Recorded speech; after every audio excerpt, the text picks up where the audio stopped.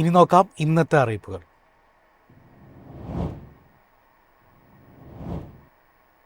മഹാത്മാഗാന്ധി ദേശീയ ഗ്രാമീണ തൊഴിലുറപ്പ് പദ്ധതിയിൽ നിർണായക മാറ്റങ്ങൾ വരുത്താൻ കേന്ദ്ര സർക്കാർ.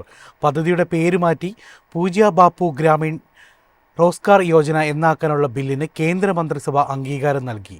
പേരുമാറ്റത്തിന് പുറമെ നിലവിൽ നൽകുന്ന 100 ദിവസത്തെ തൊഴിൽ ഗ്യാരണ്ടി 125 ദിവസമായി ഉയർത്താനും സർക്കാർ ലക്ഷ്യമിടുന്നുണ്ട്. ഇതിനായി പൂജ്യ ബാപ്പു ഗ്രാമീൺ റോസ്ഗാർ ഗ്യാരണ്ടി ബിൽ കൊണ്ടുവരുമെന്നും അധികൃതർ അറിയിച്ചു. പദ്ധതിക്കായി 1.51 ലക്ഷം കോടി രൂപ മാറ്റിവെക്കാനാണ് സർക്കാർ തീരുമാനം.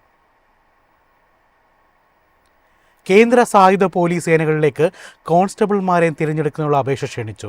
10ാം ക്ലാസ് പാസ്സായവർക്ക് അപേക്ഷിക്കാം. അപേക്ഷ ഒറ്റത്തവണ രജിസ്റ്റർ ചെയ്ത ശേഷം ഓൺലൈനായി അപേക്ഷിക്കണം. 2025 ഡിസംബർ 31 രാത്രി 11 വരെ അപേക്ഷ സമർപ്പിക്കാം.